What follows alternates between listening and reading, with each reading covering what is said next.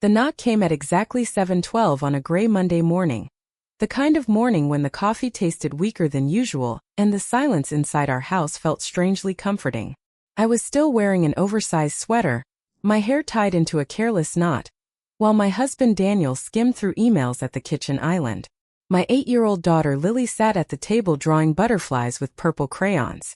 Then the knock came again. 3 slow, deliberate knocks. Daniel frowned.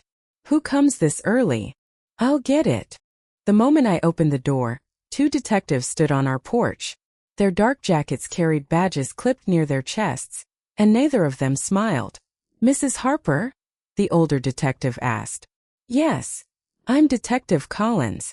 This is Detective Ramirez." I glanced from one to the other. "Is something wrong?" Collins hesitated just long enough to make my stomach tighten. "We need to speak with your family immediately. You're all in danger." The words didn't register at first. Danger. It sounded like something people heard on television, not something spoken quietly on my front porch before breakfast. Daniel stepped beside me. "What kind of danger? May we come inside?" 10 minutes later, the detectives sat across from us in our living room while Lily watched cartoons upstairs, blissfully unaware. Detective Collins slid a photograph across the coffee table. My hands began trembling before I even picked it up. The man in the picture looked familiar. Not because I knew him, because I had seen his face before. On my father's desk. Months ago. "This man was arrested Friday night," Collins explained. "His phone contained detailed surveillance of your home." My heartbeat echoed in my ears. Pictures of our driveway. Pictures of Lily's school. Pictures of Daniel leaving work. Pictures of me grocery shopping. Every angle. Every routine. Every Monday. Daniel looked horrified. "What does he want?" "We don't believe he was working alone." I stared at the photograph. Then another memory surfaced. Christmas dinner. Dad introducing a business associate. A tall man with cold blue eyes who barely spoke. He had complimented Lily's manners. He had asked where she went to school. At the time it felt like harmless conversation. Now it made my skin crawl. "I've seen him before," I whispered. Both detectives leaned forward. "Where?" "My father's house." Silence swallowed the room. Collins slowly closed his notebook. "Mrs. Harper, we need to know everything about your father." I laughed nervously. "My father sells commercial property." Ramirez exchanged a glance with Collins. "That's what everyone believes." Something inside me shifted. "What do you mean?" "We're investigating a money laundering network tied to several shell companies." Daniel frowned. "You're saying her father is involved?" "We're saying we have reason to believe someone very close to this family has been feeding information about your daily routines." I couldn't breathe. "No." The word escaped automatically. "No. My father can be difficult. Controlling. Proud. But he'd never." "Wouldn't he?" Images flashed through my mind. Dad insisting on installing security cameras around our house as an anniversary gift. Dad demanding copies of Lily's school calendar. Dad asking why Daniel had changed jobs. Dad always wanting to know where we were. I had called it overprotective. Now every memory felt different. Collins handed me another photograph. This one nearly slipped from my fingers. It showed my younger brother, Ethan. He was shaking hands with the same man. The timestamp was from 6 days earlier. "Ethan," I whispered. "No." Daniel looked at me carefully. "You told me Ethan was traveling." "He said he was in Seattle." Collins nodded slowly. "He wasn't." My brother had lied. Not a small lie. A deliberate one. The detectives asked dozens of questions. Did Dad own storage buildings? Did Ethan have financial problems? Had anyone recently argued with us? Had we noticed unfamiliar vehicles nearby? Each answer felt like another thread unraveling my family. When they finally left, Collins paused at the door. "Until we know who's involved, trust no one." No one. No one. After they drove away, the house felt unfamiliar. Daniel locked every window. Every door. Lily came downstairs smiling. "Mommy, can Grandma still come Friday?" I forced a smile. We'll see." She hugged my waist before running back upstairs. The innocence of that hug nearly broke me. Daniel wrapped his arms around me. We'll get through this. I wanted to believe him. Instead, I reached for my phone. Dad answered on the second ring. Morning, sweetheart. His voice sounded exactly as it always had. Warm, confident, safe. For the first time in my life, I questioned whether any of it was real. Dad, everything all right? I almost told him. Almost asked whether detectives had just accused him of helping criminals. Instead, I listened. There was another voice in the background. Male. Deep. Familiar. Then it clicked. The Christmas guest. The man from the photograph. Dad lowered his voice. I'll call you later, Claire. The line disconnected. He had hung up on me. Daniel stared at my face. What happened? He wasn't alone. That afternoon, curiosity defeated fear. Against Detective Collins' warning, I drove to my father's office. The receptionist looked surprised. He isn't here. When will he be back? I'm not sure. As I turned to leave, I noticed Ethan walking quickly down the hallway carrying a cardboard file box. He froze the instant he saw me. Claire, what are you doing here? His smile appeared half a second too late. Helping Dad. Helping him with what? Paperwork. I looked at the overflowing box. Inside were dozens of folders stamped with company names I'd never heard before. Blue Horizon Holdings. West Ridge Capital. Marlowe Investments. None of them sounded familiar. Ethan. He shifted nervously. You shouldn't be here. The words weren't angry. They sounded frightened. Before I could answer, an older woman rushed from another office. Ethan, we have to move everything now. She stopped the instant she noticed me. Every color drained from her face. Without another word, she hurried away. I looked back at my brother. What is going on? His eyes filled with something I had never seen before. Guilt. Real crushing guilt. He stepped closer and whispered so quietly I almost missed it. If you love Lily. He swallowed hard. Don't go home tonight. I didn't ask him to repeat himself. I couldn't. Those 7 words landed harder than anything the detectives had said that morning. If you love Lily. Don't go home tonight. My brother's eyes darted toward the hallway behind him. He wasn't looking at me anymore. He was looking over my shoulder, as if someone might appear at any second. Ethan, what are you talking about? He gripped the cardboard box so tightly that the edges bent beneath his fingers. I can't explain here. Then come outside. I can't. You've lied to me for days. Detective showed me your picture with a man who's been watching my daughter. Start talking. His face crumpled. I never wanted this. Before I could press him further, my father's office door opened. Dad walked out wearing his usual tailored navy suit, looking every bit the respected businessman everyone admired. His smile appeared instantly when he saw me. Claire. He spread his arms as though this were an ordinary visit. What a surprise. For years that smile had made me feel protected. Now it made my stomach twist. I came to see you. So I see. His eyes drifted briefly toward Ethan. Just one glance. That was all it took. Ethan lowered his head like a child caught misbehaving. Dad didn't raise his voice. He never had to. I'll take the box, he said calmly. Ethan handed it over without a word. That frightened me more than shouting ever could. Dad turned back to me. Coffee? No. He smiled again. Then let's walk. We crossed the polished lobby together. Employees greeted him warmly, completely unaware that 2 detectives had warned me my family was in danger. Outside, the summer breeze carried the smell of rain. You look upset, Dad said. I had visitors this morning. He remained perfectly still. What kind of visitors? Detectives. Not even a blink. What did they want? They said someone has been watching us. His expression shifted into believable concern. That's terrible. They also showed me photographs. Silence. They showed me Ethan. He sighed, almost as though he were disappointed that I discovered an unpleasant family secret. Claire. No. I stepped back. You answer me for once. His eyes hardened. You're emotional. I'm terrified. Exactly. I want the truth. The truth is rarely comforting. My hands shook. Do you know the man in those pictures?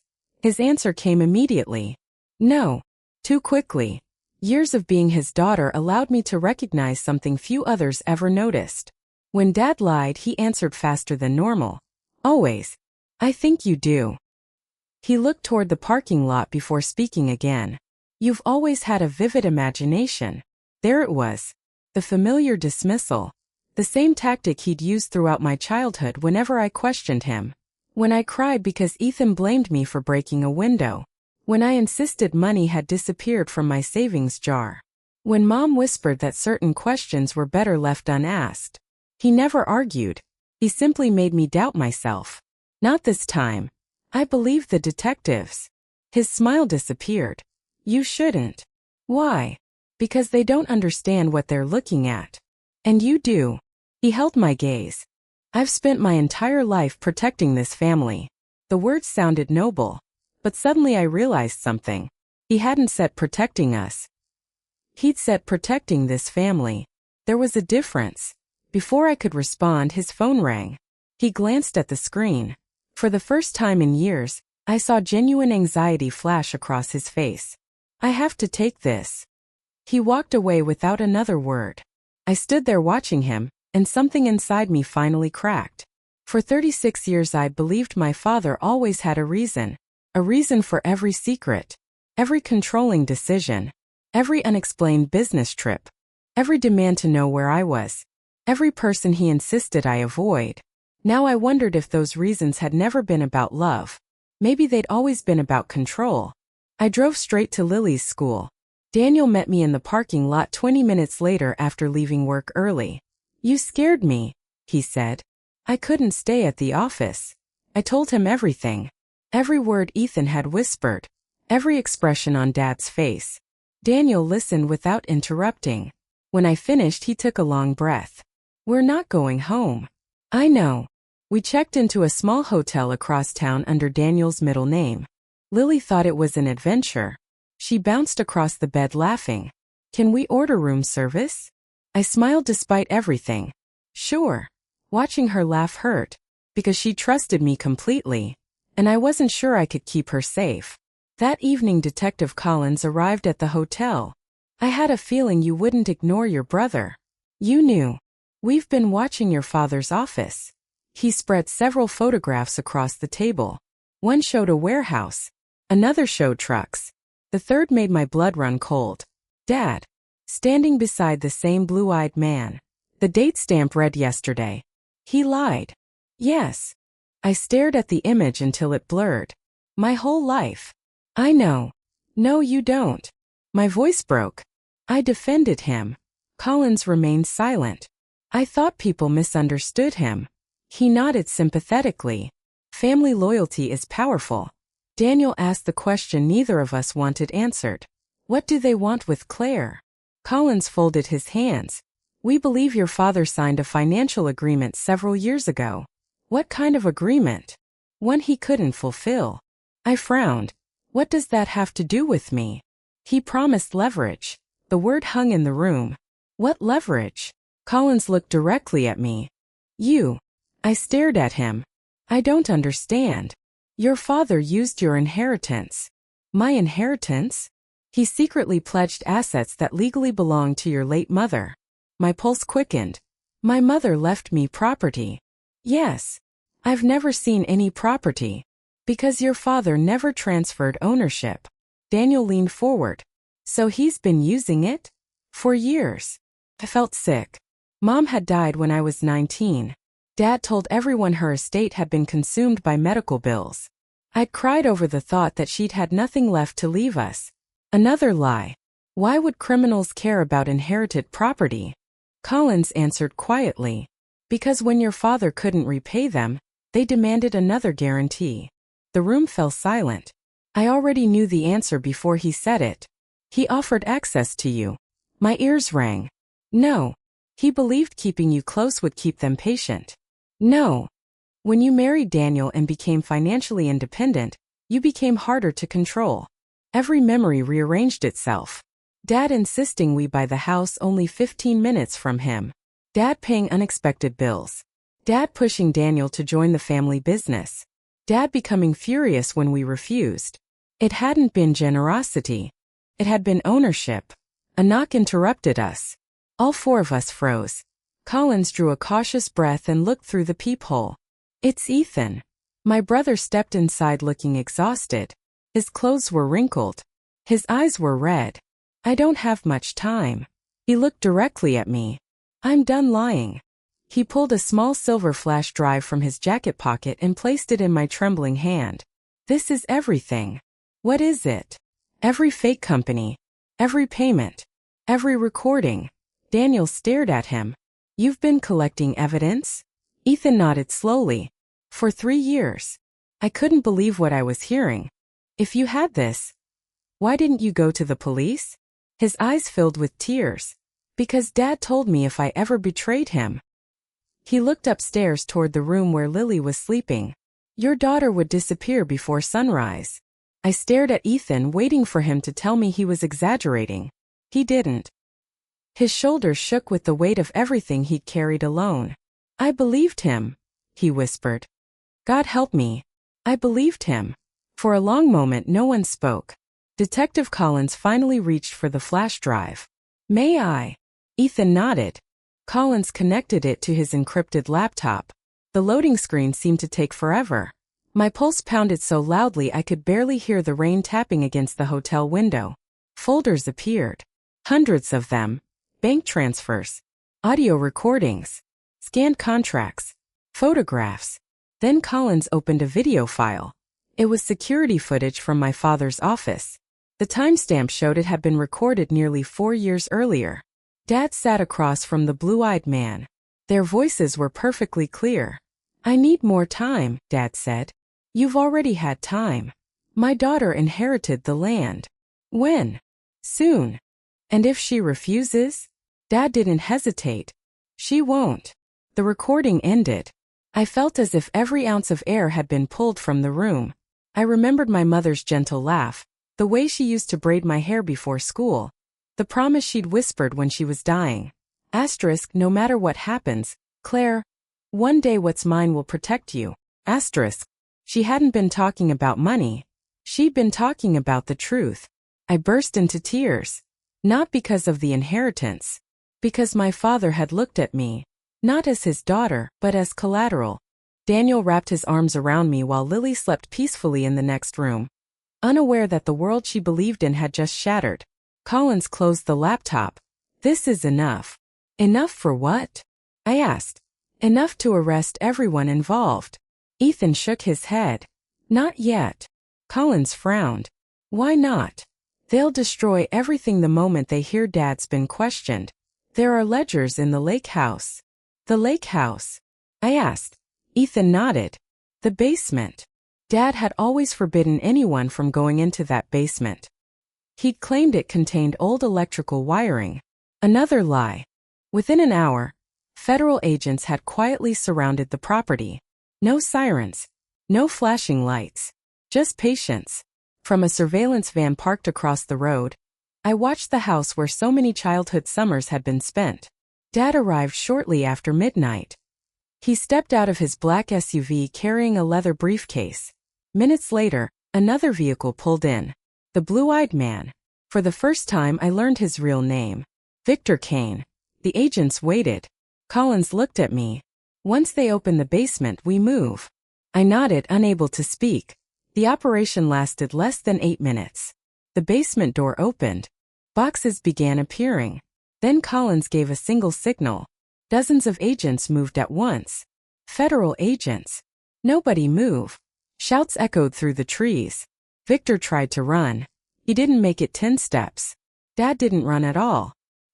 He simply stood there, looking strangely calm as officers placed him in handcuffs. As they led him toward a vehicle, his eyes found mine. He asked to speak with me. Collins looked at me carefully. "You don't have to." "I know." But I walked over anyway. The rain had become heavier. Dad looked older than he had that morning. His perfect suit was soaked. "I did everything for this family," he said quietly. "No. I protected you. You protected yourself. They would have killed us. You offered me instead." Pain flashed across his face.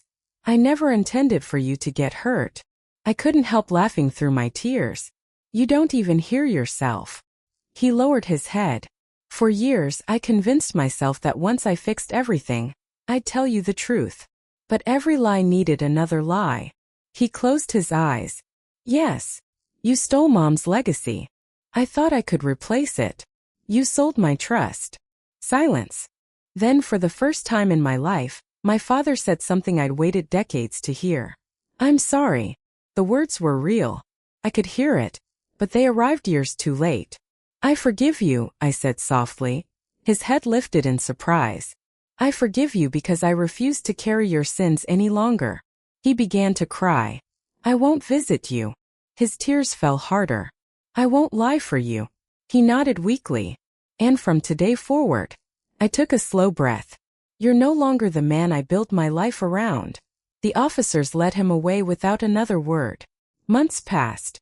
The investigation uncovered millions of dollars in fraud, money laundering, forged property transfers, and years of financial crimes.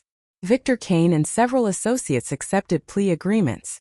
My father's carefully constructed empire disappeared almost overnight. The court also ruled that my mother's estate had never legally transferred to him. Every asset she intended for me was finally restored. The lake house was sold. The shell companies were dissolved. The money didn't erase the pain, but it gave me something far more valuable: freedom. Ethan testified against everyone involved. It wasn't easy. Some people called him a traitor. I called him brave. One Sunday afternoon he came to my house carrying a small cardboard box. I found these. Inside were dozens of photographs. Mom holding me as a baby, family picnics, birthday candles, handwritten letters. At the bottom lay a sealed envelope addressed in my mother's handwriting. For Claire. My hands trembled as I opened it. If you're reading this, then the truth has finally found you. Don't let bitterness become your inheritance. Real wealth isn't land or money.